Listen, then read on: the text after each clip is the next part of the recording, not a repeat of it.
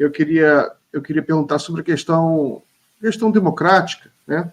Eu sei que é um dos assuntos que você estuda bastante, e a gente vê hoje, por exemplo, o bolsonarismo ele está se vitimizando muito, está tentando cooptar a questão, a narrativa da questão democrática, que o judiciário, eles têm repetido muito que o Brasil vive uma ditadura judicial, porque eles estão sendo perseguidos, o Bolsonaro está sendo investigado, a Justiça também iniciou processos para investigar alguns bolsonaristas pela ligação com o 8 de janeiro e outros fatos, né?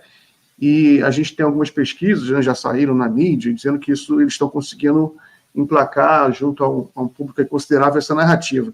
Como é que você vê essa questão democrática? Você acha que a gente vive uma ditadura judicial? Não, ditadura judicial não.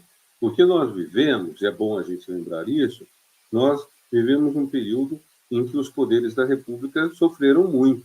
Veja, 2014, Dilma é reeleita e imediatamente começam a tirar o poder dela. Ela perde, talvez tenha enganado, tenha errado ao lançar uma candidatura contra o todo-poderoso Eduardo Cunha na Câmara.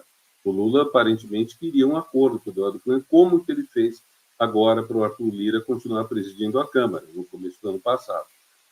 Talvez tenha errado a Dilma, mas veja, de qualquer forma, vieram com tudo em cima dela. E o poder presidencial foi surripiado em favor do Legislativo.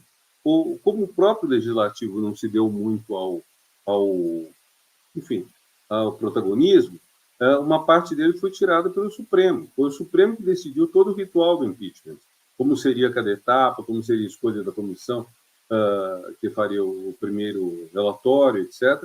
E como também o próprio Supremo, veja só como foi indo de um para outro, né? Do Executivo para o Legislativo, do Legislativo para o Judiciário, e do Judiciário foi para aquele juiz de Curitiba, Sérgio Moro, que tomava decisões rápidas. Ele condenava as pessoas em questão de meses. Como a gente está acostumado a tudo muito vagaroso, houve, então, toda essa translação do poder, que é muito complicada, porque, ao fazer isso, o Poder Executivo ficou fraco. E aí nós passamos pelo governo Temer e o governo Bolsonaro, foram governos que dependeram muito do Legislativo, não para aumentar a democracia, mas para blindá-los contra a queda. Então, o Temer, depois do Joesley, das gravações do Joesley, lá da Friboi, o Temer ficou fraco, então teve que ceder mais ao Legislativo, de onde ele vinha, por sinal, e cujos jogos ele conhecia muito bem. O Bolsonaro fez o que a gente sabe, né? Ele se alinhou com o Centrão, deslocou muito do dinheiro para eles e da decisão. E aí o que acontece? O presidente Lula assume uma tarefa de Hércules, 12 tarefas de Hércules, provavelmente, ao mesmo tempo. Então, trata-se de recompor o Estado brasileiro, que foi tão perturbado, tão danificado pelo bolsonarismo, de recompor o tecido social, as relações entre as pessoas, e também de recompor o papel do Executivo. Quer dizer, o Executivo é eleito para conduzir a política. Na hora em que 20% do orçamento, da parte livre para investir, gastar, o orçamento da União, está sendo decidido pelos parlamentares, quer dizer, não decidido pelo parlamento, mas pelos parlamentares. Veja, que o parlamento, o Congresso, tome a decisão sobre o orçamento é inteiramente legítimo. Mas quando você pega uma parte do orçamento, divide por 600 parlamentares, entre deputados e senadores, você faz o que quer, está muito errado. Você perde totalmente a visão de conjunto. Eu não acho que o Congresso tenha que carimbar aquilo que vem do Executivo sem discutir, sem emendar nada. Não acho. O Congresso tem uma parte importante no orçamento. Os legislativos democráticos nascem justamente desse papel de decidir onde vai se gastar.